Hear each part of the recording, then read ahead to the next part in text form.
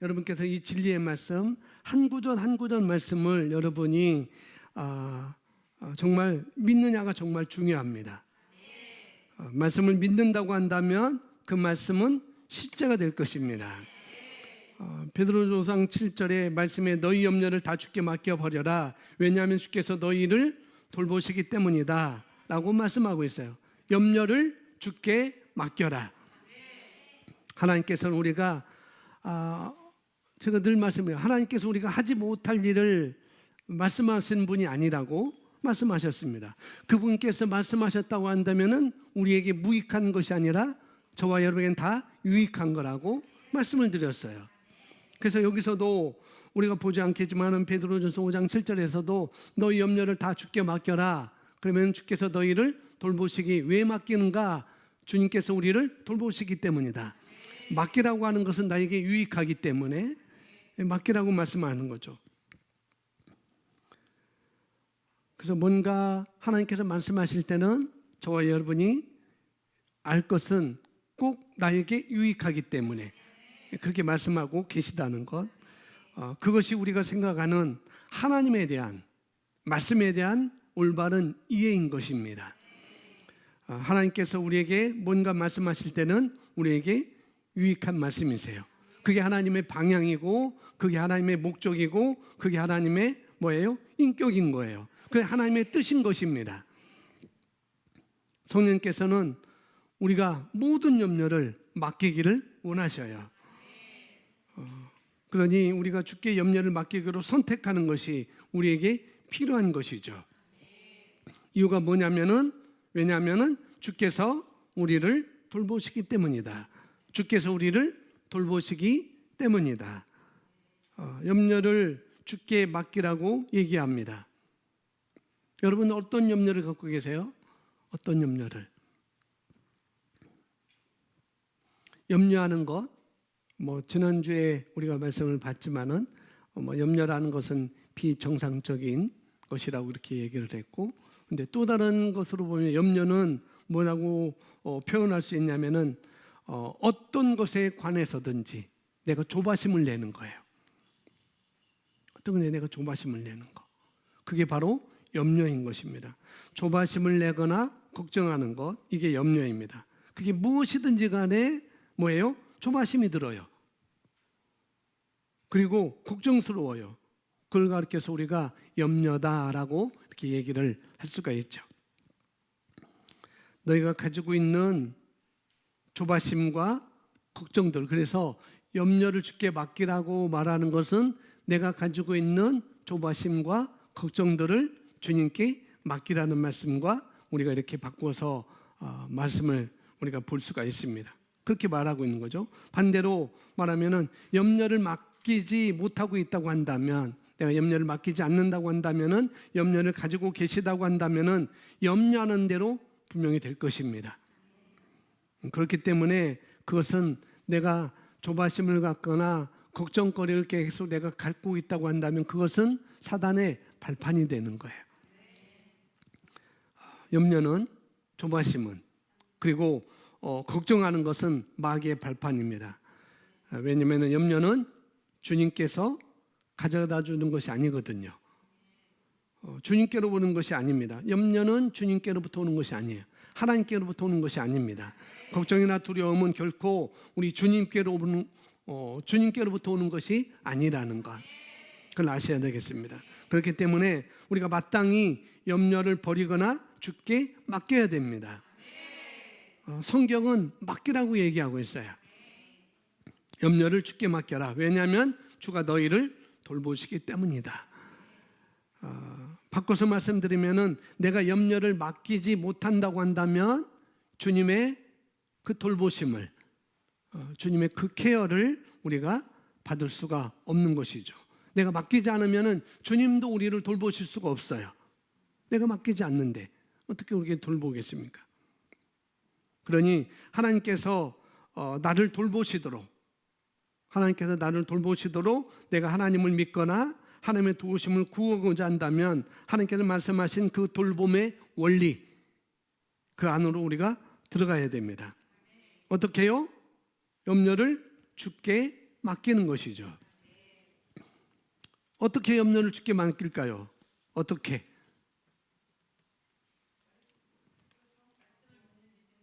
말씀을 믿는 믿음으로. 예, 그렇게 될 수가 있습니다. 염려를 주께 맡기는지 우리가 할 수가 있겠지만은 그런데 어떻게 해요? 어떻게 그렇게 아는 거예요? 말씀을 주장하고 선포하는 것. 어떻게 해요? 말씀을 주장하고 선포하는데 어떻게 해요? 네? 어떻게? 크게 말씀해 주세요. 너무 멀어서 안 들려요. 네. 나의 말로 선포. 이 말씀을 고백하는 것과 똑같은 말인데 표현만 다른 거죠. 어떻게 하냐? 말씀을 고백을 어떻게 하는 거죠? 내 주장을 어떻게 하는 거냐는 거죠. 네? 감사함으로. 감사함으로 어떻게 하냐는 거죠.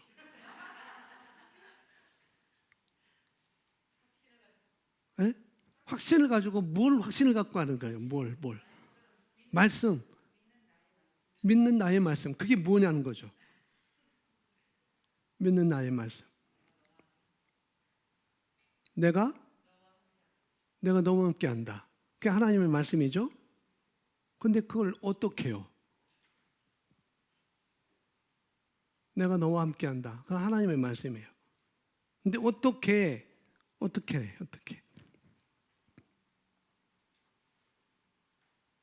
히브리서 13장 5절 6절 말씀 우리가 말씀을 들어왔습니다. 내가 너를 돈을 사랑치 말라. 내가 너를 버리지 않고 내가 떠나지 않게 하리라. 사람이 내가 어찌하리요? 내가 어떻게 두려워하리요? 하면서 6절에 말씀하잖아요. 그러므로 내가 담대히 말하는 거예요. 뭘 말하는 거든가? 뭘 말하는가? 하나님, 나는 이런 절망적인 상황이 있지만, 내가 마음에 조바심이 있지만, 걱정거리가 있지만은, 그러나 나는 주님께 염려를 맡겼습니다. 나는 주님의 돌보심을 나는 믿습니다. 그게 우리가 해야 되는 거예요. 그냥 말씀이 있으니까 말씀만 믿어요, 말씀을 고백해요 라고는 말할 수 있지만은 그걸 정확하게 내가 말해낼 수 있어야 되는 거예요. 정확하게. 감사해요. 그렇죠. 감사하죠. 그런데 뭘 감사하는 거죠? 어떤 상황에서 내가 어떻게 감사할 것인지, 그것이 굉장히 중요합니다. 염려를 다 주께 맡기는 것, 염려를 다 주께 맡겨버려라. 어떻게 염려를 맡기는가? 그런 부분을 제가 계속 말씀드리는 거예요.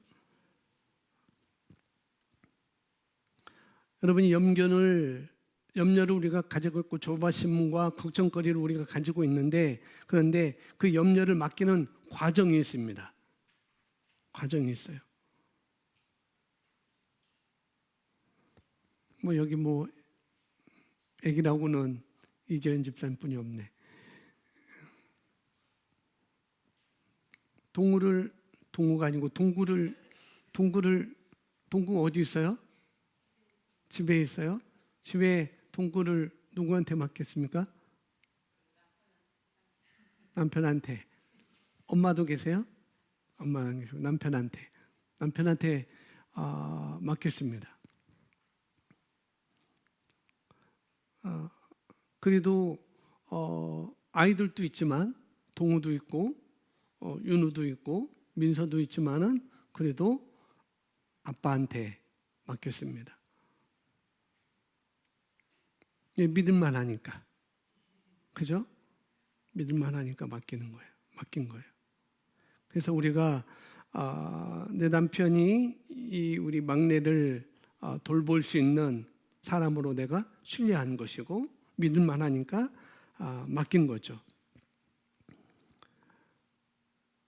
하나님의 말씀은 정말 실제적입니다. 그래서 그것이 구체적으로 우리가 말하는 것입니다. 그래서 어떤 고민을 내가 하고 있다고 한다면, 내가 어떤 걱정을 하고 있다고 한다면, 어떤 염려를 하고 있다고 한다면 그것은 구체적으로 그것을 구체적으로 내가 말하는 거예요. 염려를 주께 맡기라라고 했으니까 어떻게 해요? 구체적으로 내가 맡기는 것입니다. 구체적으로 주님께서 나를 돌보신다고 말씀하셨습니다. 내가 주님을 신뢰합니다. 신실하신 주님, 나의 재정 문제를 주님께 맡깁니다. 저는 더 이상 문제를 가지고 고민하지 않겠습니다. 이렇게 실제적으로 구체적으로 우리가 맡기는 것입니다. 내가 오늘 예배 갈 테니까, 당신은 예배에서 여기 예배 드릴 테니까 내가 막내 동물을 당신한테 맡길게, 잘 돌봐줘 라고 구체적으로 맡기는 거죠. 여보, 나 오늘 예배에 코로나가 있지만은 그래도 나는 얼굴을 맞대고 또 예배 드리고 싶어요. 그래서 죄송하지만 동굴을 당신한테 맡길 거예요. 그러면서 예쁘다 그러지 않잖아요. 동굴을 그냥 냅다 이렇게 맡기지 않잖아요.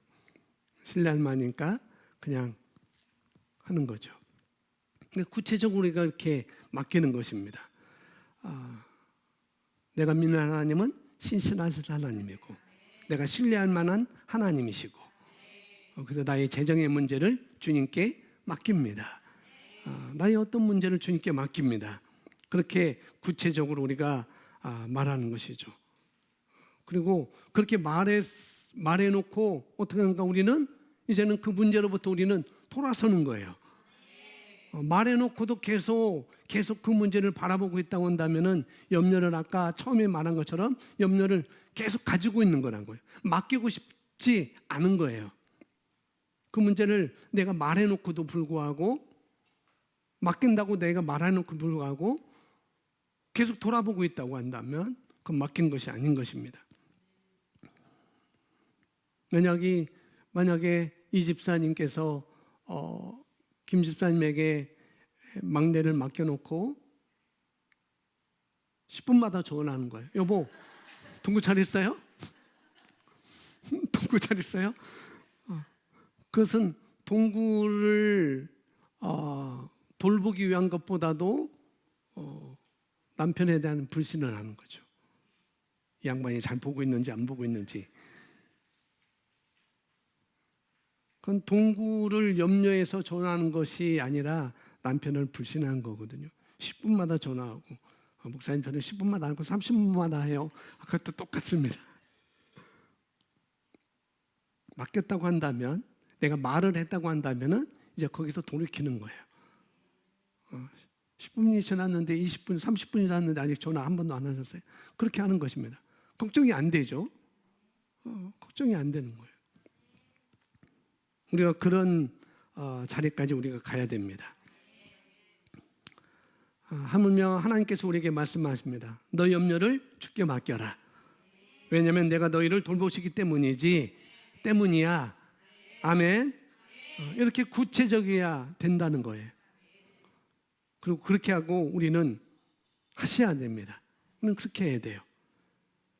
그것이 내가 염려로부터 빠져나오는 것이고, 또 하나님의 돌보심 안으로 내가 들어가는 것입니다. 구체적으로 말씀하십시오. 지금 제가 지금 이 상황을, 이 고문거리를 주님께 맡깁니다. 저는 정말 주님께 맡깁니다. 그리고 제가 맡겼으니 더 이상 고민하지 않습니다. 아멘. 이렇게 하고 돌이키는 것입니다. 잊어버리셔도 돼요. 맡기신 거니까. 동구 생각나세요? 네, 맡겼으니까 잊어버려도 되는 거예요. 맡겼으니까. 여러분, 내가 들고 있는 것보다, 내가 가지고 있는 것보다 주님께 맡기는 것이 훨씬 더 안전합니다. 아멘. 자, 오늘 제가 여러분께 드리고 싶은 말은 오늘 제목처럼 절망적인 상황으로부터 내가 어떻게 돌이킬 수 있는가? 절망적인 상황을 어떻게 반전시킬 수 있는가? 이런 말씀을 나누려고 합니다. 소채장 있잖아요. 그 내용이에요. 그 내용. 먼저 이런 것을 배우기 전에 절망적인 상황을 내가 어떻게 반전시킬 수 있을까? 이것을 우리가 배우기 전에 먼저 선행되어야 되는 것은 뭐냐면은 그것은 내가 오늘 말씀한 건 뭐냐면은 염려를 주님께 맡기는 일이에요. 그렇게 말씀해 우리가 말씀을 그렇게 해야 되는 거죠. 주님, 나의 이 문제를 주님께 맡깁니다. 맡겨서는 더 이상 고민하지 않아요. 걱정하지 않습니다라고 돌이키시고 그리고 감사함으로 주님께 아뢰시면 됩니다. 우리가 뭘 아뢰야 될지 아시겠죠? 뒤에서 차차 보도록 하겠습니다. 자, 오늘은 파란 글씨가 파란색이 더 많습니다. 우리가 믿어야 될 몇 가지 말씀들을 제가 적어놨습니다. 자, 보시면 여러분들은 무엇을 믿을 수 있습니까? 하나님은 여전히 치유하는 일과 구원하는 일과 성령으로 침례받는 일을 하고 계십니다. 주님께 어려운 일은 없습니다. 그분께 불가능이란 없습니다.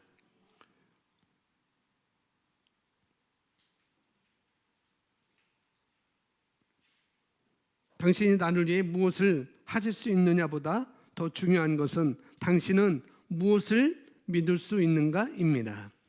마가복음 9장에서는 속수무책에 빠진 남자가 예수님을 찾아왔습니다.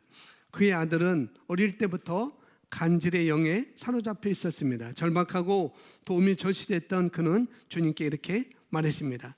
마가복음 9장 22절 있습니다. 고백합니다. 시작. 그러나 무엇을 하실 수 있거든 우리를 불쌍히 여기사 도와주소서. 예수께서 이르시되 할 수 있거든이 무슨 말이냐? 믿는 자에게는 아멘. 믿는 자에게는 능치 못하심이 없다. 아까 이 집사님이 이 말씀 믿는 자에게 능치 못하심이 없다. 뭐 집사님뿐만 아니라 믿는 사람이라고 한다면 이 말씀을 정말 다 좋아할 거예요. 저도 좋아하고 그렇습니다. 믿는 자에게는 능치 못함이 없다. 교회 다니는 자에게는 능치 못하심이 없다라고 말하지 않습니다. 그렇죠? 믿는 자에게는 능치 못하심이 없다.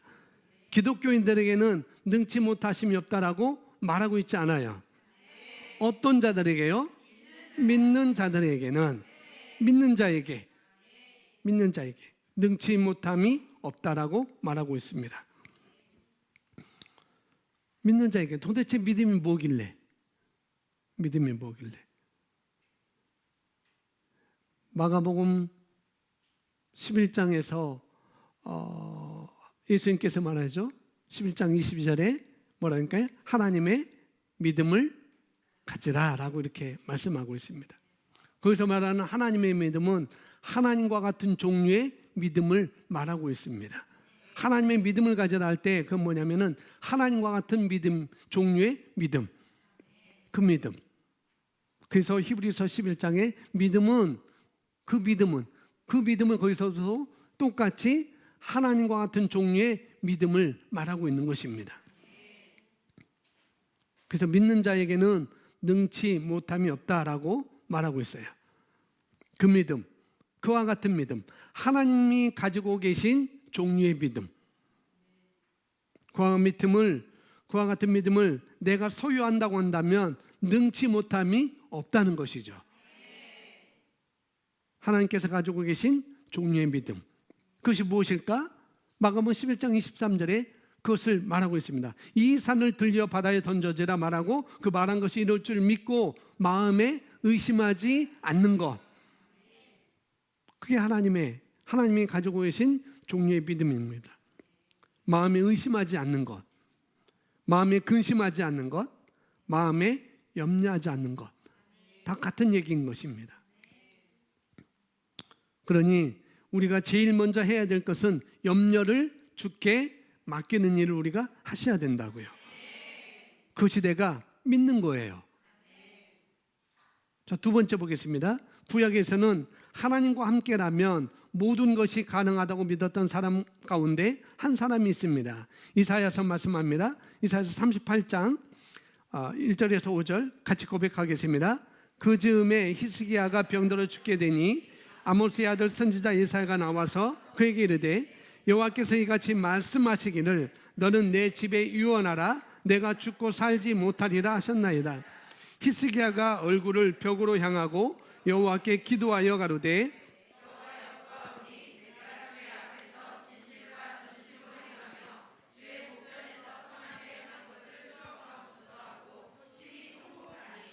이에 여호와의 말씀이 이사야에게 임하니라.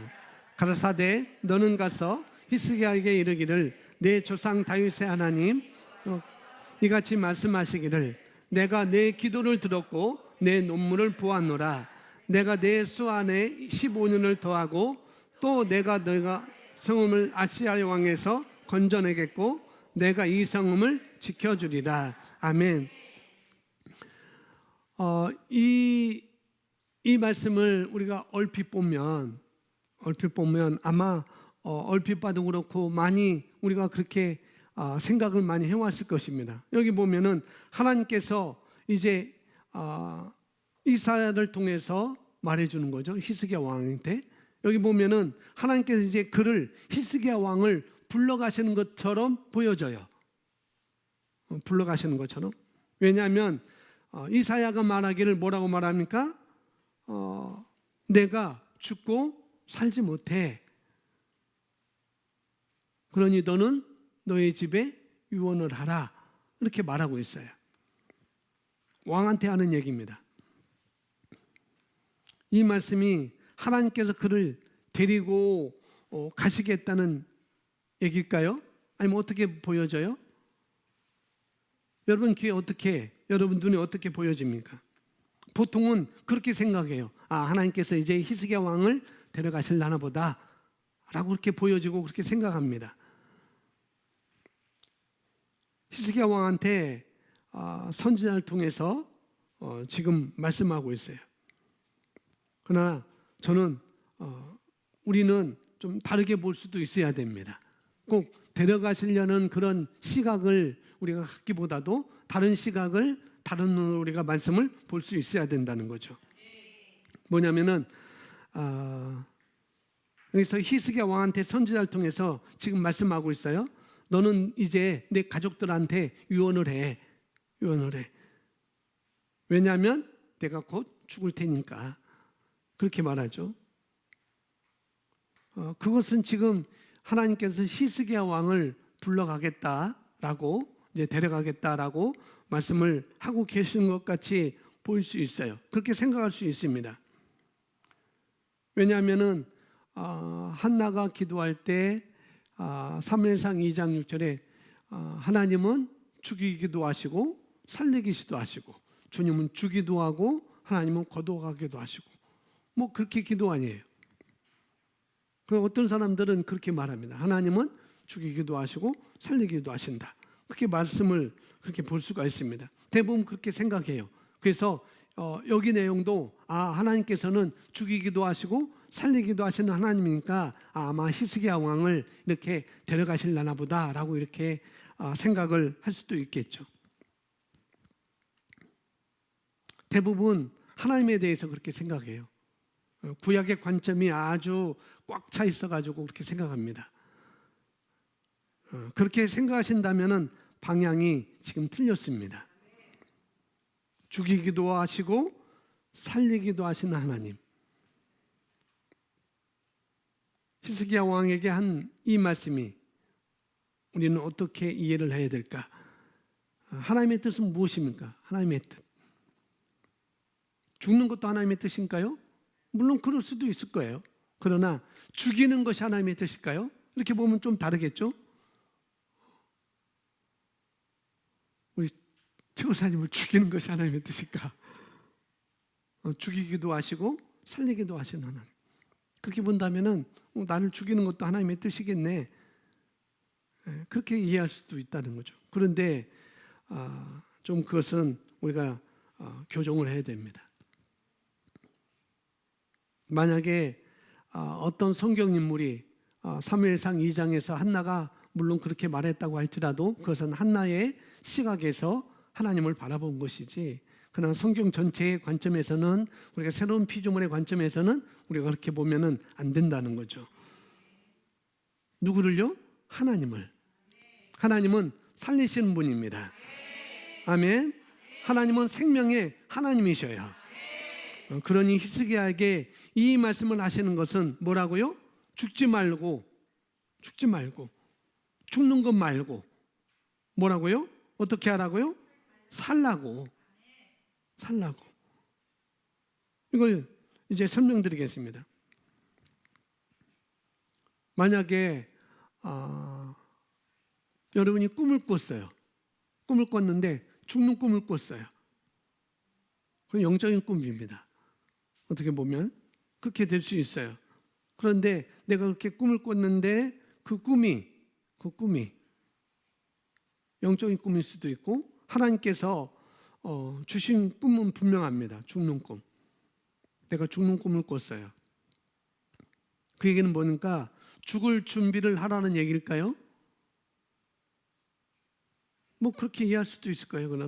그러나 그것이 아니라는 거죠. 죽을 준비를 해야 되니까 내가 죽을 준비를 해야겠구나. 내가 죽을 수 있으니 어떻게 하라고요? 예, 살기로 선택하라고요. 그런 꿈을 보여줬을 때는 어떤 그것이 죽는 꿈이든지 어떤 꿈이든지 그것이 나쁜 꿈이라고 한다면은 그걸 내가 어떻게 해요? 살라는 선택을 하라는 거죠. 내가 좋은 방향으로 가도록 바꾸라는 것이죠. 하나님 그렇게 우리에게 보여주시는 거예요. 내가 죽을 수밖에 없으니까 죽기를 준비하라는 얘기가 아닙니다. 죽을 상황이었으나, 죽을 상황이지만 어떻게 하고요? 살기로 선택하라고 우리에게 말씀을 하고 계시는 거라고요. 그러니 그것이 어떤 내용이든지 우리에게 유익하죠. 우리는 그렇게 보셔야 됩니다. 내가 죽는 꿈을 꿨구나. 이게 어떡하지? 병원에 가서 진찰받아야 되나? 죽는 꿈만 아니라 어떤 것이든지 그 내용이든 우리에게 유익합니다. 그렇게 보셔야 된다는 거예요. 만약 그런 내용들을 내가 죽는 걸로 받아들이면은 어떻게 해요? 그렇게 우리는 살 수 없어요. 살 수 없습니다. 죽는 것이죠. 자, 히스기야는 그 이야기를 들었을 때 하나님을 알았습니다. 하나님이, 내가 믿는 하나님이 어떤 하나님인 것을 알았어요. 하나님께서 어떤 메시지를 자기에게 주는지를 알았습니다. 똑같은 상황을, 만약에 죽이시는 분도 하나님이시고 살리시는 분도 하나님이라고 알고 있으면, 그런 분으로 알고 있으면은 이제 어떻게 합니까? 죽을 준비를 해야 되는 것이 마땅합니다. 그러나 하나님은 살리시는 분으로 알고 있다고 한다면, 하나님은 생명을 주시는 분으로 알고 있다고 한다면, 오늘 히스기야 같은 왕의 행동이 우리에게 나오는 것이죠. 성경에 보면은 더러운 귀신 들린 어린 딸을 둔 한 여인이 있었습니다. 그리고 그 여인이 예수님의 소문을 듣자 예수님께 찾아왔어요. 내 딸에게서 귀신을 쫓아달라고. 근데 예수님이 뭐라 합니까? 자녀의 떡을 개들에게 주는 것이 마땅치 않아. 그렇게 말하죠. 물론 그 당시에서는 이방인들을, 수르보니게 여인이었으니까 이방인이었습니다. 이방인들을 개취급하는 것은 그런 당시의 상황이었어요. 그런데 도덕적으로 보면은, 윤리적으로 보면은 어떻게 예수님이 찾아온 그 사람한테 어떻게 개취급 안 하는가, 그렇게 바라볼 수가 있다는 거죠. 그런데 아무리 그 상황이 그 이방인들에게 개라는 그런 취급을 했지만은 예수님 입에서 자녀의 떡을 개들한테 줄 수 없어 라고 말하는 것은 정말 충격적인 얘기죠. 어떻게 보면 그렇습니다. 한마디로 그 여인을 기축한 거예요. 아무런 가치 없는 것으로 취급한 겁니다. 얼핏 보면 그래요. 얼핏 보면. 그런데 정말로 주님께서 그렇게 말씀하셨을까? 정말 자기 딸을 고쳐달라고 지금 예수님께 찾아온 이 여인에게 너는 뭐 개만도 못해, 그게 아니고 개치부한 거죠. 어떻게 자녀의 떡을 취하여 개들에게 던져줄 수 있겠니? 정말 그렇게 본다면은 이건 충격적인 것이죠. 그러나 예수님은 그렇게 하신 것이 아니에요. 오늘 하나님께서 이사야 선지자를 통해서 히스기야 왕에게 너는 가족들에게 유언해, 너는 곧 죽을 거니까 라고 말한 것과 똑같은 의미입니다. 뭐냐면은 내가 죽기 때문이야 라고 말하는 것은 뭐냐면은 우리가 하나님을 오해하면 안 돼요. 우리가 예수님을 오해하면 안 됩니다. 성경은 말합니다. 내가 온 것은 생명을 얻되 더 풍성히 얻게 하려 함이라고 말씀하고 있어요. 예수님이 이 땅에 오셨잖아요. 그 생명은 모든 사람에게 주고자 하는 생명이었습니다. 그래서 이 여인에게 너는 어떻게 자녀의 떡을 걔한테 주겠냐? 그래서 안 돼 라고 한 것은 이제 너 돌아가, 너는 나와 상관이 없어, 그런 뜻으로 말한 게 아니라는 거죠. 우리는 말씀을 그렇게 봐야 됩니다. 하나님은 우리에게 생명을 주셨습니다. 생명을 주시되 더 풍성히 얻게 하려고 그렇게 말씀하고 있어요.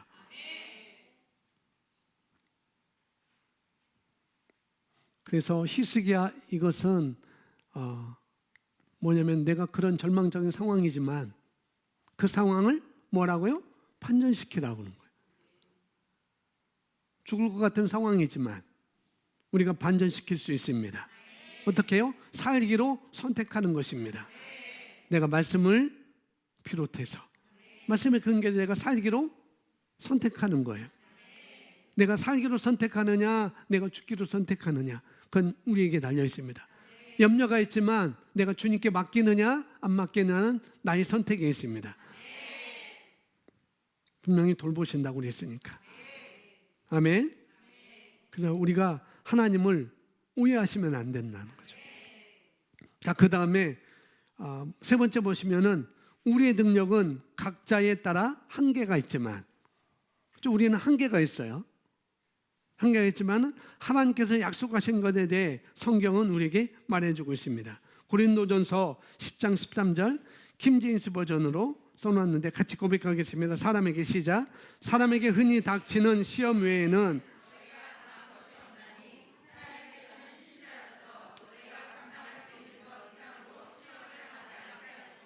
시험 당하면 피할 길도 마련하셔서 너희로 능히 감당케 하시느니라. 아멘. 자, 킴제임스 버전을 보면은 이해를 돕기 위해서 써놨는데 사람에게 흔히 닥치는 시험 외에는 너희가 당한 것이 없나니. 쉽게 표현을 우리에게 해주고 있습니다. 근데 개역개정에서는 이렇게 사람이 감당할 시험 밖에는, 여기 킴제임스는 사람이 흔히 닥치는 시험 외에는, 그런데 개정은 사람이 감당할 시험 밖에는 너희가 당한 것이 없나니 오직 하나님은 미쁘사 너희가 감당하지 못할 시험 당함을 허락지 아니하시고 또 시험 당할 즈음에 또한 피할 길을 내사 너희로 능히 감당하게 하시느니라. 이 말씀도 우리가 잘 봐야 되는 말씀입니다. 하나님은 오직 미쁘사 너희가 감당하지 못할 시험 당함을 허락하지 않는다. 이 말씀을 들으면 여전히 또 우리가 어떤 생각이 드는가? 하나님이 너희가 감당을 뭐라고요? 시험 밖에는 너희에게 허락하지 않는다. 이렇게 말씀하고 계십니다. 이 말씀이 어떻게 해석이 되어지는가 하면은 얼핏 들으면은 하나님께서는 우리에게 시험을 주시는 분이야. 하나님 나에게 시험 주시는 분이야. 모든 시험은 하나님께서 주시는 것으로 우리가 오해를 할 수가 있다는 거예요. 그리고 그 시험들 중에서 너희가 감당할 만한 시험만 골라주시는 거죠. 그렇게 이해할 수 있어요. 그리고 뒷부분에 가서 또 시험 당할 즈음에 또 뭐라고 그랬어요? 피할 길을 내세요.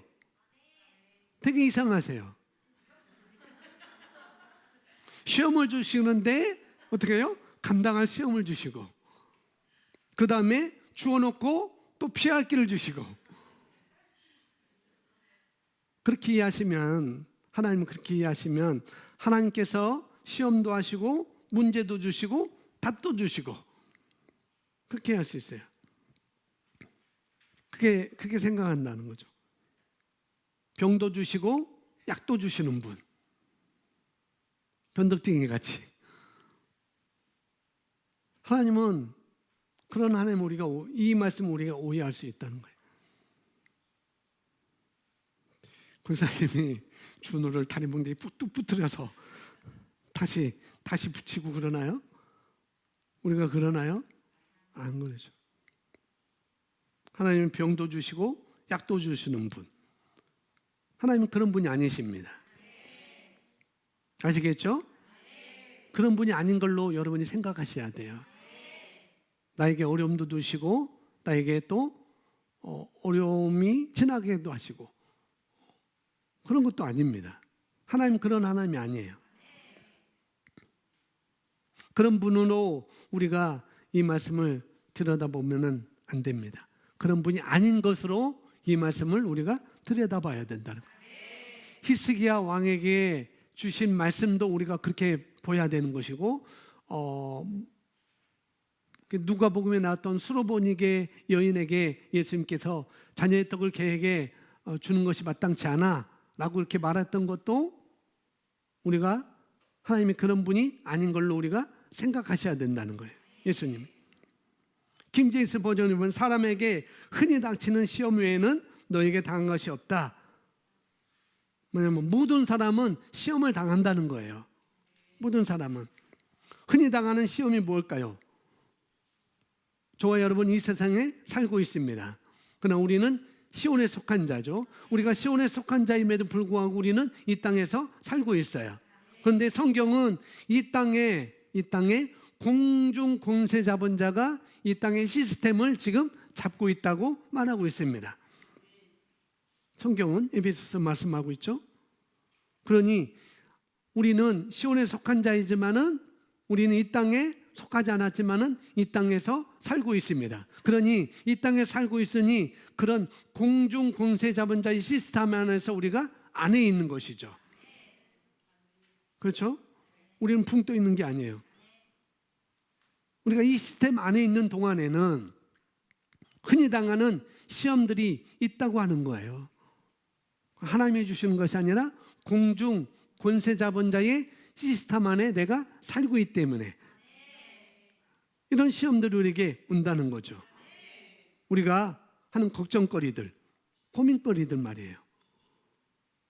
여러분이 염려하고 있는 그 문제들, 내 가슴을 졸여지게 하는 그런 일들, 그런 문제들이 있잖아요. 그 문제가 다 여기 공중 권세 잡은 자의 시스템 안에 다 들어있는 것입니다. 포함되어 있는 거예요. 그런 것들을 너희들이 당하는 건데, 흔히 당하는 건데 하나님께서 신실하셔서 감당할 수 있는 것 이상으로 시험을 당하지 않게 하시고, 아멘. 이렇게 우리가 보여야 됩니다. 또 어떻게 보면 하나님께서 그걸 감당할 만한 시험을 주신다고 하는 것까지 보여줄 수 있어요. 그런데 그런 것이 아닙니다. 그 시스템, 지금 잘못된 이 공중 권세 잡은 시스템은 마귀가 가지고 있는 거잖아요. 사단이 가지고 있는 거잖아요. 그러나 거듭난 우리 그리스도인들은 그것을 넘어설 수 있는 그분의 은혜를 우리가 가지고 있는 것입니다. 그래서 첫 번째, 믿는 자에게는 능치 못하심이 없다는 것. 우리는 그 공중 권세 잡은 자의 시스템 안에 있지만은, 그러나 우리는 그 안에서도 믿음을 가지고 하나님이 갖고 계시는 같은 종류의 믿음을 가지고 내가 살아갈 수 있기 때문에 우리는 능치 못하심이 없습니다. 능치 못할 일이 없어요. 절망적인 상황을 우리가 반전시킬 수 있습니다. 수르보니게 여인처럼, 히스기야 왕처럼 자기 아들이 귀신 들려서 제자들한테 데려왔지만은 고치지 못하고 예수님께 왔을 때 예수님이 말씀하는 것, 믿는 자에게는 능치 못함이 없어 라고 말한 것처럼, 그래서 하나님의 믿음을 가져라 라고 말씀하고 있잖아요.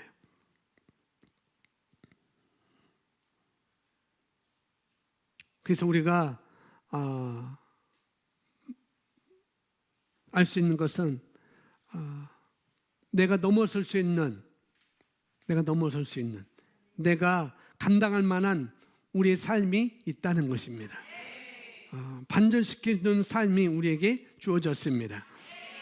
어떤 시험을 만나도, 어떤 염려거리를 만나도 우리는 반전시킬 수 있어요.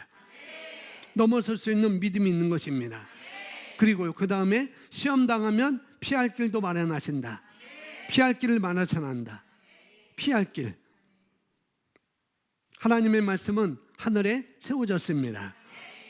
그리고 마태복음에서 너희가 이 땅에서 풀면 하늘에서도 풀 것이고, 맞나요? 이 땅에서 묶으면 하늘에서도 묶일 것이다 말씀하고 있잖아요. 그래서 우리가 그것 때문에 염려하거나 그것 때문에 걱정거리가 있다고 한다면 그걸 맡기는 것입니다. 주님께서 우리를 돌보시기 때문이죠. 이미 우리는 돌봄 안에 우리는 들어와 있습니다. 우리는 그 큰 능력 안에 우리가 거하고 있어요. 그리고 주님께 맡기는 거예요. 주님, 이 문제를 주님께 맡깁니다. 그리고 내가 해야 될 일을 하는 것이죠. 묻고 푸는 일을 우리가 해야 되는 거예요. 자, 네 번째, 사도 바울의 증거입니다. 고린도후서 12장 9절 말씀 우리 같이 고백합니다. 주께서 내게 말씀하시기를 내 은혜가 내게 충만하도다. 이는 내 능력이 약한 데서 온전하게 됨이니라고 하셨느니라. 내 은혜가 내게 충분하도다. 여러분 이 말씀을 믿으세요? 저와 여러분이 가지고 있는 그 은혜, 내가 가지고 있는 그 은혜가 충분한 것입니다. 아멘. 그래서 어떤 상황을 만나도, 어떤 절망적인 상황일지라도, 우리가 어떤 시험을 당하더라도 감당하지 못할 만한 그런 시험을 우리가 당하지 않습니다. 아멘. 그래서 나의 신앙을, 내 신앙의 발판을 여기다 두는 거예요. 오늘 이 네 가지 말씀, 자기 아들이 귀신 간질로 인해서 예수님께 찾아왔을 때 예수님께서 하신 말씀, 믿는 자에게는 능치 못하심이 없어. 그리고 너는 죽을 거야. 그러니까 내 가족에게 너는 예언을 해 했을 때 히스기야가 한 행동, 어떻게 해요? 죽기로 선택한 게 아니라 살기로 선택한 거. 뭐 본문에는 내용이 없지만 수르보니의 여인이 한 것처럼 똑같이 그 사도 바울이 말하는 것, 우리는 이 세상 시스템 안에 살고 있지만은, 그러나 우리는 그럼에도 불구하고 하나님께 그 모든 것을 맡길 수 있다는 것, 그게 감사한 것이죠. 사도 바울은 이렇게 말하고 있어요. 사도 바울 안에 그 고통이 있었던 것, 육체의 가시, 뭐 이 육체의 가시가 뭔지를 말씀 안 해도 알겠죠? 세가족 번을 할 때 아마 이 부분을 여러분이 알 수 있을 것입니다. 이 육체의 가시를 이기고 또 육체의 가시를 넘어서고 견딜 만한 충분한 은혜가 있다고 말씀하고 있어요. 그 은혜가 지금 저와 여러분 안에도 충분합니다. 아멘. 동일하게 역사하고 있어요. 그 은혜가 우리에게 동일하다는 것. 사도 바울은 이런 얘기합니다. 하나님의 말씀이죠. 이는 내 능력이, 하나님의 능력이 약한 데서 온전하게 됨이니라. 우리가 약한 자리에 가 있을 때 하나님의 능력은 강함으로 역사하게 되어 있어요. 그죠? 그렇게 해서 우리가 약할 필요가 또 없는 것이죠. 약한 데는, 약한 자리에는 하나님의 능력이, 강함이 필요한데 그 은혜가 우리에게 충분하다고요. 그런 얘기를 여기서 하고 있는 것입니다. 이어서 보시면 여러분은 무엇을 볼 수 있습니까? 얼굴을, 벽을 향할 때 오직 하나님만 보게 됩니다. 자, 히스기야 왕으로 다시 이야기로 돌아가서 얘기하는 것입니다. 히스기야 왕이 이렇게 행동합니다. 얼굴을 어떻게 해요? 벽으로 향하고, 그 다음에 여호와께 기도하고 여호와께 구하는 것이죠. 그리고 하나님만 바라기로 결정하는 것입니다. 여러분, 절망적인 상황을 만났을 때, 그게 절망적인 상황이라고 내가 여겨질 때 어떻게 해요? 여러분 얼굴을 하나님께 향하도록 하는 것입니다. 우리의 얼굴을 어떻게 해요? 벽으로 향하는 거예요. 하나님께 나의 얼굴을 향하도록 한다. 내 얼굴을 벽으로 향한다. 이건 뭘까요? 오직 하나님만, 주님만 바라본다는 것인데 이것은 또 뭘까요? 오직 하나님만 바라본다는 게 뭘까요? 예? 예, 말씀만 바라보는 거, 말씀을 쳐다보는 거, 내게 필요한 재정이라면은 재정에 대한 필요한 나의 말씀, 그 외 여러 가지 기타 등등 그런 말씀을 내가 어떻게 해요? 말씀을 들여다보는 것입니다. 히스기야가 얼굴을 벽을 향했다는 것, 주님만 바라봤다는 것은 우리로 하면은 내가 필요한 말씀을 내가 들여다보는 거예요. 아멘. 믿는 자에게는 불가능한 것이 없어. 믿는 나에게는 불가능한 것이 없어. 내가 감당하지 못할 시험은 내게 없어. 피할 길도 있어. 내 안에 있는 은혜가 내게 충분해. 아멘. 그걸 내가 떠올린다고 한다면 분명히 더 이상 고민할 것은, 염려할 것은 없는 것이죠. 우리 야고보서 5장 16절 말씀 우리 보겠습니다. 같이 있습니다. 병낫기를 시작. 병낫기를 위하여 서로 기도하라. 은혜 간구는 역사하는 힘이 많으니라. 아멘. 여기서 야고보 5장에서 병 낫는다는 얘기를 하고 있습니다만은 여기 다른 것도 넣을 수 있죠. 문제, 염려. 문제가 있을 때, 염려가 있을 때 서로 기도하되 뭐라고 얘기합니까? 은혜 간구는 뭐가 많다고요? 역사하는 힘이 많다. 또 우리가 알 거는 크다고 이렇게 말씀하고 있잖아요. 여기서 의인의 간구는 무엇입니까? 누가 의인이에요? 믿는 자. 거듭난 그리스도인인 내가 의인이잖아요. 그런데 그래서 어떻게 의인이 되는가? 마음으로 믿어 의에 이르고 입으로 시인하여 구원받은 그 자들이 의인인 거잖아요. 우리가 그런 의인이잖아요. 그래서 우리의 기도를 말하는 거예요. 그런데 우리의 어떤 기도요? 은혜 간구가 무엇입니까? 은혜 간구. 은혜 간구는 뭘까요?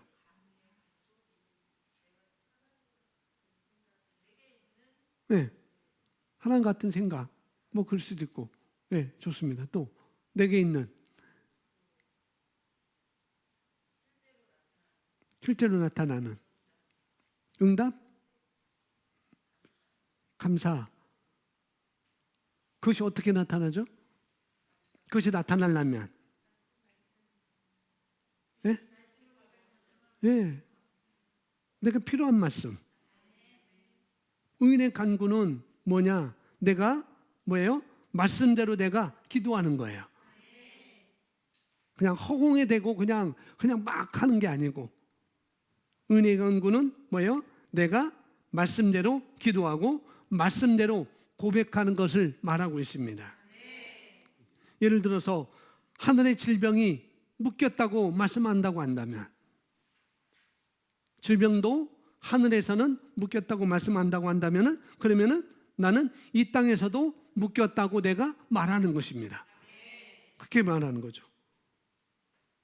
내 삶에서, 내 눈에서 아직 질병이 풀린 것처럼 보이지 않아도 하늘에서는 이미 묶였으니까, 내 삶에서는 그 증상이 나타날지라도 내 입에서는 어떻게 해요? 내 앞에 풀려져 보이는 것처럼 내가 말하는 것입니다. 그게 우리에게 중요한 것이죠. 실제로 내가 느끼고 있다 할지라도, 증상이 있어요. 그럼에도 불구하고 내가 어떻게 말해요? 의인의 간구는, 질병은 묶였고 그것은 불법이라고 내가 말하는 것이죠. 아멘. 또 재정적인 문제가 있어요. 그런데 그 재정적인 것도 하늘에서는 이미 묶여 있습니다. 분명히 성경은 우리는 부유한 자라고 말씀하고 있고, 그분이 가난하게 되심으로 말미암아 우리가 부유한 자가 되었다고 말씀하고 있습니다. 그러니 나는 부유하다고 말하는 것이죠. 말씀에 비롯해서, 말씀에 근거해서. 그게 의인의 간구인 것입니다. 내가 말씀을 들여다보고 내가 말씀을 말하는 거예요. 어떤 것이랄지라도. 그래서 의인의 간구는 역사 하나님이 크다고 합니다. 어떻게 해요? 내가 부유한 자라고 말하는 거예요. 나는 풍성하다고 말하는 것입니다. 나는 부족하지 않다고 얘기하는 것입니다. 묶인 돈은 풀릴지어다. 묶인 돈은 풀렸습니다 라고 내가 말하는 것입니다. 아멘. 나는 실패를 모른다고 내가 말하는 거예요. 왜요? 내 안에 있는 이가 이 세상에 있는 자보다 더 크시기 때문이다. 내 염려를 주께 맡겨버리라. 왜요? 그분이 나를 돌보시기 때문에 그러는 것이죠. 그것이 바로 주님을 바라보는 것입니다. 주님만 바라보는 거예요. 주님만 바라보는 것은 그냥 말씀만 바라보는 것이 아니라, 내게 필요한 말씀을 내가 보고 내가 그 말씀을 내가 내뱉는 거예요. 그것까지 가셔야 됩니다. 맡기기만 하면 안 돼요. 돌아서야 돼요. 염려하지 말아야 돼요. 생각 없이 살아야 됩니다. 그 염려에서. 그걸 말하고 있습니다. 히스기야 왕은 그렇게 바라봤어요. 그렇게. 하나님은 생명 주시는 분이지, 하나님은 살리시는 분이지, 그래서 내가 살기로 선택하고 그렇게 말하는 것입니다. 그래서 여기 보시면은 여러분의 주장을 변론하십시오. 이제 자신의 주장하는 것이 무엇인가 여기서 보겠습니다. 이사야서 43장 25절 26절 말씀입니다. 나 곧 시작. 나 곧 나는 나를 위하여 내 허물을 도말하는 자니 내 죄를 기억하지 아니하리라. 26절.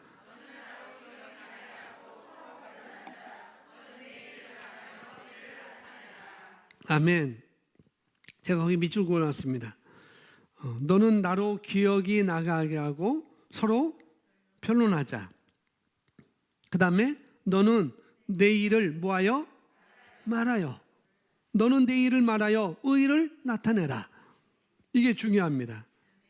구약 전체 성경을 통해서 우리가 볼 수 있는 건 뭐냐면은, 이 자신에 대한 언약을 믿고, 나에 대한 언약을 알고 믿고 그 권리를 행사했던 사람들이 많이 나와 있습니다.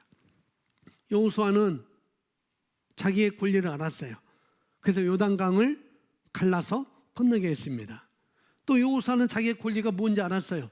내가 어떤 권리를 가지고 있고 내가 어떤 권세를 가지고 있는지, 내가 어떤 언약의 말씀을 내게 적용되는지 알고 있었습니다. 그래서 여호수아는 넘어가는 해에게 명령했어요. 달에게 명령했습니다. 별에게 명령해서 너희는 멈출지어다 라고 명령했죠. 엘리야는 수많은 이방 제사장들이 단을 쌓고 불을 내려달라고 많이 기도했는데 불을 내리지 못했어요. 근데 엘리야는 자기 권세를 알았어요. 자기 언약에 대한 말씀을 분명히 알고 인식하고 그 권리를 행사해서 엘리야는 단번에 불을 내려서 제물과 제단을 불사르는 일을 행했습니다. 그뿐만 아니라 다윗과 더불어 다윗의 용사들은 수많은 전쟁에도 불구하고 자기가 어떤 자임을 인식하고 전쟁터마다 하나님의 보호하심을 그들은 경험했습니다. 여기서 말하는 거 뭐라고요? 내 일을 말하여, 지금 너의 일을 말하여서 의를 나타내라 라고 말하고 있어요. 구약의 수많은 사람들, 지금 여호수아, 엘리야, 다윗과 다윗의 용사들 말했지만은 수많은 사람들이 그렇게 했죠. 구약에서. 그런데 여기 보면은 우리가 더 많은 결과를 얻지 못하는 이유 또 났습니다. 뭐라고요? 우리의 얼굴을 벽으로 향하고 오직 하나님만 바라보지 않기 때문에. 두 번째는 우리의 기도에 주의를 기울이지 않는다는 것입니다. 당신 자신의 상황을 당신이 바로 잡으십시오. 자신의 상황에 대해 무언가를 할 수 있는 단 한 명의 유일한 사람, 히스기야는 자신이었습니다. 히스기야 자신이었습니다. 이사야 선지자가 해준 것도 아니에요. 신하들이 해준 것도 아니에요. 히스기야 자신이었다는 거죠. 얼굴을 벽으로 향한 것도 히스기야였고, 하나님께 기도한 것도 히스기야 자신이었으며, 심한 통곡을 한 것도 히스기야였습니다. 아멘. 이사야서 43장 26절 끝부분에 너는 너의 일을 내가 말하여 너의 의를 나타내라. 너의 일을 말해서. 이 말은 신약교에서는 무엇입니까? 내가 누구인지. 너는 너의 일을 내가 말하여 의를 나타내라고 하는 이 말씀은 신약에 와서는, 새언약에서는 뭐냐면은 내가 누구인지 내가 변론함으로 말미암아, 내가 누구인지를 주장함으로 말미암아, 고백함으로 말미암아 내가 누구인지를 나타내라고 말하고 있는 거예요. 하나님은 예수 그리스도를 통해서 인류를 구원하셨습니다. 그렇죠? 이제 예수 그리스도를 통해서 우리는 권세를 다시 찾았습니다. 예수님의 권세를 우리가 가졌어요. 그리고 우리가 말씀을 믿고 말하면 하나님께서 움직일 수가 있게 되었습니다. 그러니 우리가 말씀을 통해서 내가 누구인지를 보는 거예요. 첫 번째는 내 일을 내가 지금 어떤 일을 당하고 있지? 내가 지금 어떤 조바심을 내가 갖고 있지? 내가 어떤 절망적인 상황에 내가 놓여 있지? 내 일을, 그것을 내가 바라보고 내가 해당하는 말씀을 내가 말해서, 의인의 간구는 역사하는 힘이 많다고 했으니, 크다고 했으니 그것을 내가 말함으로 내가 나타내는 것입니다. 내가 누구인지 보시는 것이고, 그리고 그 본 것을 내가 말하기 시작하는 거예요. 볼 뿐만 아니라 말하는 것입니다. 그리고 내가 본 것은 내가 소유할 수 있게 되는 것이죠. 이 말씀을 우리가 배우는 것이 굉장히 중요합니다. 지금 히스기야 왕에 관한 이야기를 계속하고 있습니다. 히스기야 왕은 자기 문제를 자기 자신이 해결했어요. 내 문제를 내가 해결했어요. 여기 보면 얼굴을 벽으로 향한 것도 히스기야 왕 자신이었습니다. 또 뭐예요? 하나님의 뜻을 올바로 이해했기 때문에. 그리고 또 뭐예요? 두 번째는 하나님께 기도한 사람도 누구였어요? 히스기야 왕 자신이었어요. 그리고 심한 통곡을 한 것도 히스기야 자신이었습니다. 그래서 심한 통곡은 여기서 울라는 얘기가 아니에요. 울라는 얘기가 아니라, 여러분, 주님께 의의를 고백하고, 나의 의의를 고백하고 또 자기 자신이 누구인지를 변론할 때 어떻게 하라는 얘기인가 하면 중심으로 하라는 얘기입니다. 여기 히스기야가 심한 통곡을 했다는 것은 뭐냐면 중심을 가졌다는 거예요.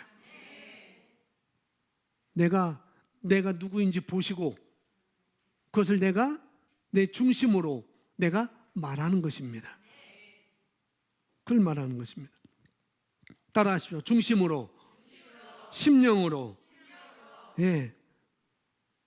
하나님, 정말 이 문제를 내가 해결하지 않으면 정말 큰일 납니다. 정말 큰일 나요. 이런 것들을 여러분들이 많이 경험해 보셨잖아요. 그럼 이 말씀이 어떤 것인지를, 히스기야가 심한 통곡을 했다는 것이 어떤 뜻인지를 여러분 이해할 것입니다. 이 문제를 정말 해결돼야 되는데, 정말 해결돼야 되는데, 그런 마음, 그런 중심, 그걸 히스기야가 갖고 있었죠. 이 히스기야 왕이 심한 통곡은 단지 울음을 터뜨리는 것이 아니라 마음에 굳은 결심을 한 것입니다. 살기로 내가 이 절망적인 상황을 내가 반전시키리라, 내가 이것을 헤쳐나 넘어가리라 라고 굳은 결심을 한 것입니다. 나는 뒤로 물러서지 않겠습니다. 그래서 그와 같은 기도는 역사하게 되어 있습니다. 내 영으로, 내 중심으로 정한 기도는 결코 역사한다는 것이죠. 아까 자신의 어린 딸을 귀신 들려서 고쳐달라고 한 여인처럼 예수님께서 개라고 취급했지만은 그래도 물러서지 않는 것이죠. 내 딸이 낫기를 원해요. 내 딸이 낫기를 원합니다. 나는 그래서 여기서 이런 절망적인 상황에서도 뒤로 물러서지 않고 내가 원하는 말을, 예수님이 어떤 분인 것을 알고 예수님께 내가 아는 예수님을 말한 것이죠. 내 딸에 대해서 그렇게 하는 것입니다. 히스기야도 그렇고 이 수로보니의 여인도 그렇고 뭐냐면은 내가 취할 것, 내가 이것을 꼭 취하고 말겠다고 결심한 거예요. 중심으로 그렇게 한 것입니다. 그래서 그것을 여기서 히스기야는 뭐라고요? 심한 통곡이라고 성경은 이렇게 표현하고 있습니다. 그러니 우는 것 자체가 아니라 내 마음을, 내 중심을 정하는 것입니다. 놓지 않는 거예요. 자, 마태복음 16장 19절 말씀, 우리가 늘 읽어도 아주 행복한 말씀, 신나는 말씀, 신이 나는 말씀 같이 보겠습니다. 내가 천국의 열쇠들을 너에게 주리니 내가 무엇이든지 땅에서 묶으면 하늘에서도 묶일 것이요 또 내가 무엇이든지 땅에서 풀면 하늘에서도 풀릴 것이니라. 아멘. 그래서 우리는 상황을 바꿀 수 있습니다. 우리는 그것이 어떤 상황이든지 그 상황은 절망적인 상황을 바꿀 수 있습니다. 여기 절망적인 상황이라고 표현했지만은 제목을 이렇게 썼지만은 우리에게는 절망적인 상황이 올지라도 그것은 절망적인 것이 아니라는 것. 내 은혜가 충분하다. 우리에게 있는 은혜가 충분하기 때문에 그것을 뛰어넘을 수가 있는 것이고 그것을 내가 가져올 수가 있습니다. 저에게도 한계가 있을 것이고 여러분도 한계가 각자 다 있을 것이에요. 다 한계가 있을 때, 그런 한계가 있을 때 그런 한계라고 생각하는 부분, 그것이 바로 절망적인 상황일 수도가 있겠죠. 그건 나의 한계야. 그건 나의 한계야. 그것이 나의 절망적인 상황이 될 수도 있을 거예요. 그런데 그 한계를 넘어선 사람은 그건 절망적인 상황이 아닌 것이죠. 그렇죠? 넘어선 사람한테는 그런 것입니다. 그래서 나한테 나의 믿음의 수준에서 그런 나의 믿음의 수준의 한계를 내가 만났을 때 어떻게 하시면 된다고요? 그 열쇠는 하나님이 갖고 있는 것이 아니고 바로 나에게 있습니다.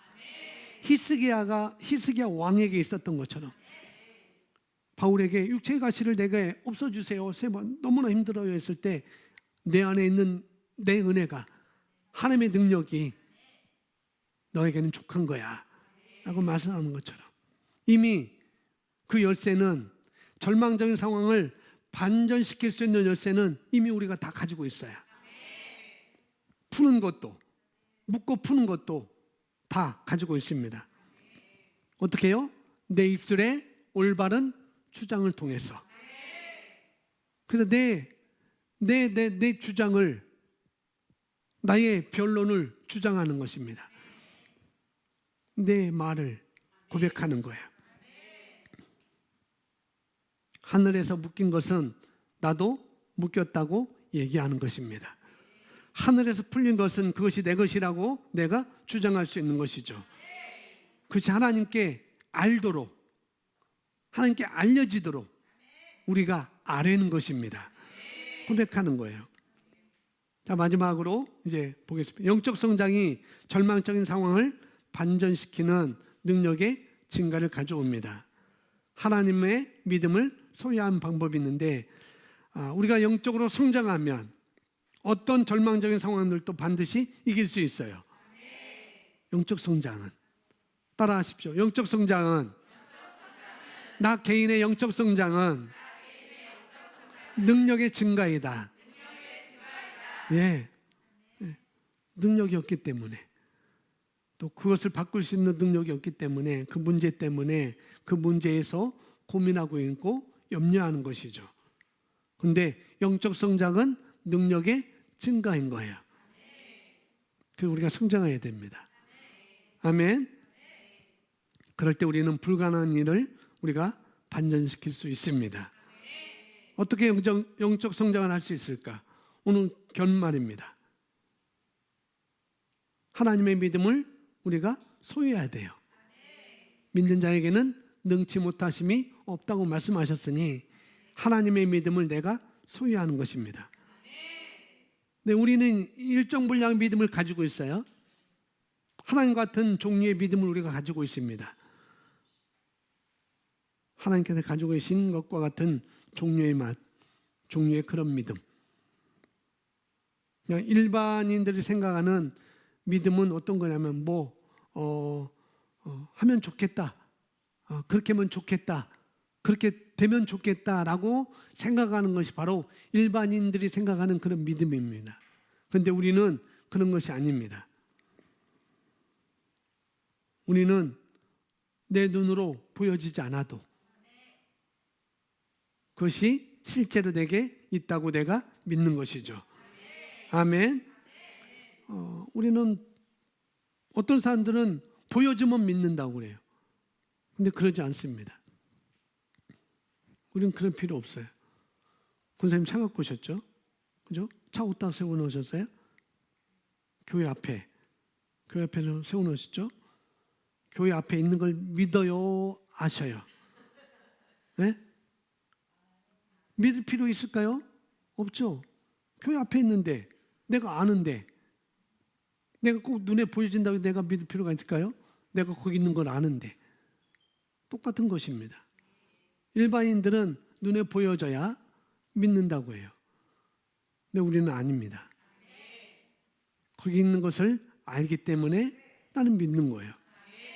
또 거기 있는 거 알면 또 믿을 필요도 없어요. 사실상.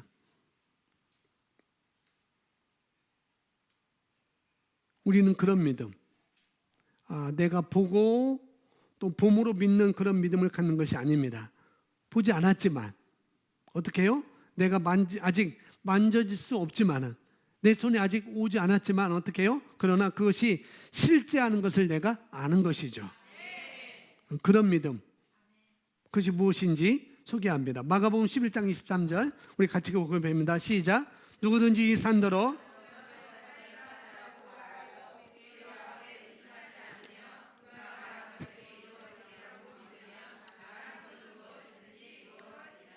아멘. 예수님께서 하신 말씀입니다. 누구든지 이 산더러, 예수님께서 우리들에게, 우리 거듭난 그리스도인들에게 너희가 산이 들려서 바다에 빠져라고 어떻게 해요? 말하고. 누구든지 이 산더러, 누구든지 믿는 저와 여러분에게 말씀하고 있어요. 너희가 믿는 저와 여러분에게 산이 들려서 바다에 빠져라라고 어떻게 해요? 말하고. 그것은 뭐냐니까 내가 원하는 것을 말하는 걸까요? 원하지 않는 것을 말하는 걸까요? 예.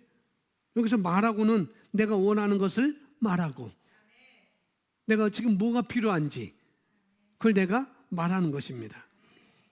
상태를 말하는 것이 아니라 뭐예요? 원하는 것을 말하는 거예요. 상황을 말하지 말고 원하는 것을 말하고, 그것도 어떻게, 뭐에 따라서? 말씀에 따라서. 아멘. 그리고요, 마음에 의심하지 않고 염려하거나 걱정하거나,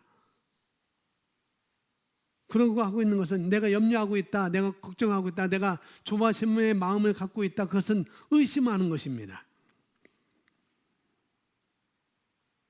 그런데 제가 원하는 것을 말해요. 저는 원하는 걸 말합니다. 재정적인 문제를 향해서 제가 재정이 내게 돌아오기를 저는 명하겠습니다. 그런데 어떻게 마음에 의심이 안 들까요? 라고 생각할 수도 있겠죠. 내 마음에 드는 것을, 내 의심이 되는 것을 어떻게 내가 그럼 조정할 수 있을까요? 제일 먼저 말씀드린 것, 어떻게 해요? 그런 의심, 염려, 걱정을 어떻게 해요? 주님께 맡기는 것입니다. 내가 맡기기로 선택하는 거예요. 먼저는 내가 맡기기로, 어떻게 해요? 맡기기로 선택하는데 어떻게? 금방 잊어먹으셨죠? 어떻게? 계속 제가 말했습니다. 지금도 어떤 단어가 나왔어요. 어떻게 맡긴다고요? 어떻게 맡긴다고요? 오늘 이거 모르면은 오늘 말씀 헛들은 거예요. 네? 담대하게 맡기는데 어떻게 담대하게 맡기냐고요? 구체적으로 어떻게? 네, 말로. 왜 말했잖아요. 왜 말하고 있습니다. 말하고, 말하고. 그 다음에 마음에 의심하지 않으며, 그가 말한 것이 이루어지리라고 믿으면, 말한 것은 무엇이든지 이루어지리라. 말로 말씀하세요. 아멘. 맡기기로 선택하는 것은 말로 하는 것입니다. 말로 하는 것. 여보, 동구 좀 맡아주세요 라고 말한 것처럼 말로 하는 거예요. 나는 걱정하지 않기로 선택합니다. 말로 하는 것입니다. 나는 걱정을 거절해. 나는 주님께 이 문제를 맡겼어. 구체적으로 어떻게 해요? 말하는 거예요. 그러니 먼저는 문제를 향해서 내가 말하는 것이고, 말한 것이 마음에 의심하지 않고 이루어진 줄로 믿으면 그대로 된다고 우리에게 말하고 있습니다. 올바른 기도 생활에 대해 주님은 말씀합니다. 너희가 기도할 때 함께 있습니다. 시작.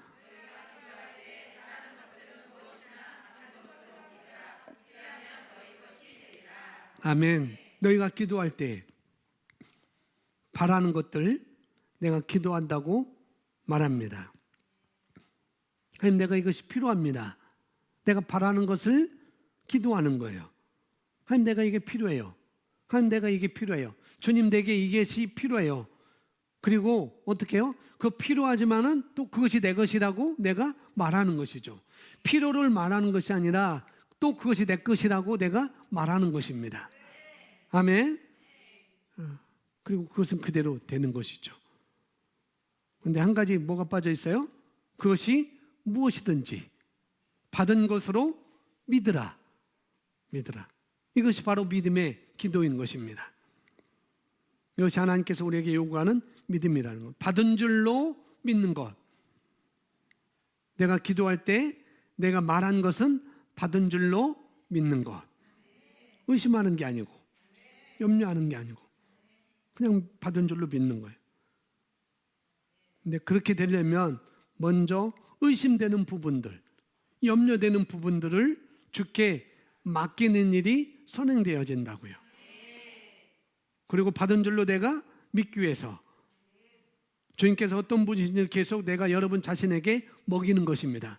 하나님이 어떤 분이시지, 주님이 어떤 분이시지, 그 말씀을 내가 자꾸 내가 먹는 것이죠. 꾸준히, 많이, 적극적으로, 열렬하게.